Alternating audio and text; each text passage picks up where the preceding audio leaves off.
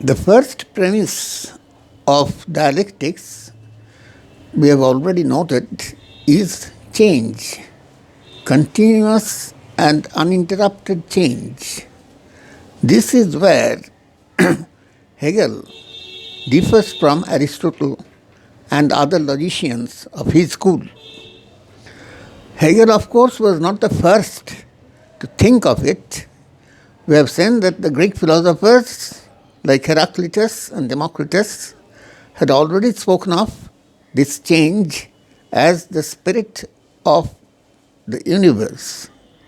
Similarly, the Buddha in India always insisted on this aspect of change in nature and in human life.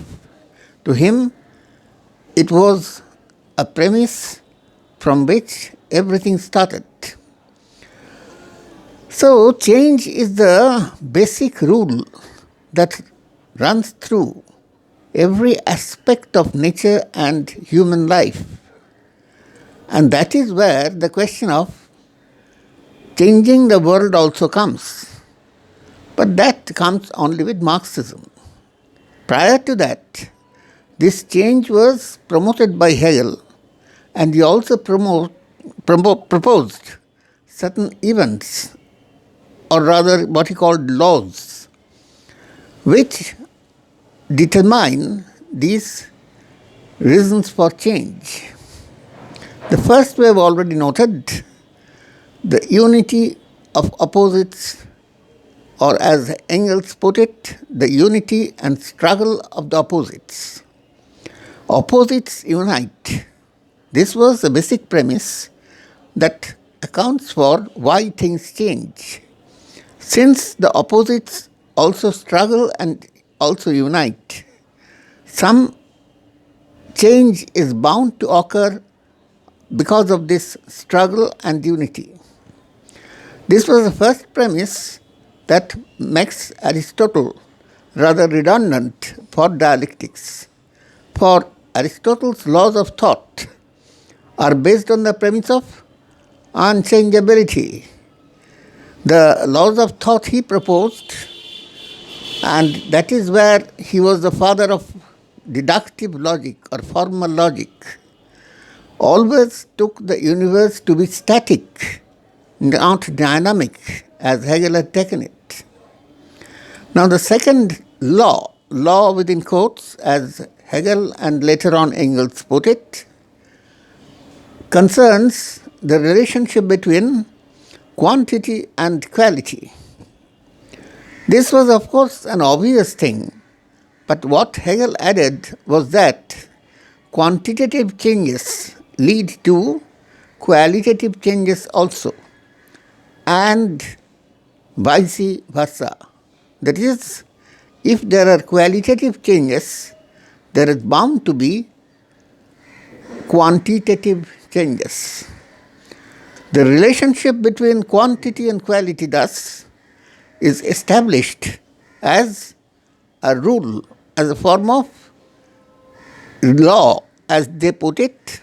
We may call it just a principle of quality changing into quantity and quantity changing into quality. This is a very abstract proposition, but let us take a very homely example.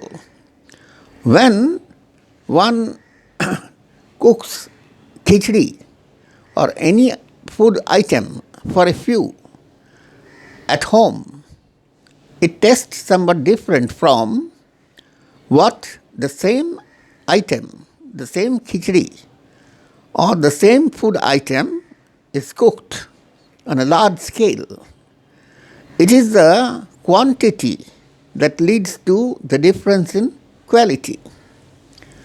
Now, people had noted all this long before Hegel or long before Engels, that there is a difference between the same item when produced in quantity and when produced in small quantity. Why such things happen was what they needed to explain. And the explanation comes from this very principle. The principle that any changes in quality will ultimately mean change in quantity, and the opposite or the reverse is also true. Chemistry, the science that deals with atoms and different objects made of different combination of atoms, stands on this very principle. The number of atoms in an object that we find in nature will differ from another object just because of a few changes in the quantity of the atoms in them. And in everyday social life also, we meet with the same thing. When there are many, there is one kind of attitude, and when there are few, there is another kind of attitude. This is something that is not only universal, but only to be expected, nothing unexpected. And this very change from quality to quantity will also account for the changes in history. Marx and Engels applied this formula in relation to the development of human society. Why does the human society change? If we had started with a society which had no classes, then it could have remained so for millennia. And it did remain so for some millennia, but ultimately it had to succumb to a change. From a pre-class society emerges class society. What is that? When men were food gatherers, or when they produced on a small scale, the relationship between the members of the same group, whether it was a family or a clan, was of one kind. But when there was the question of large-scale production to satisfy the needs of a large number of people, when there has been an increase in population, there had to be some changes in the means of production as well. And means of production will necessarily change the relations of production. These are the two aspects that Marx and Engels applied to the development of human society. With the changes in the means of production, the relations of production will also change. And when a new society emerges out of this change, that society too will be subject to the same rule. That is, when the relations of production remains apparently static, there are still changes in the means of production. The forces of production will go on increasing. And with the increase in the means of production and the quantity it involves, there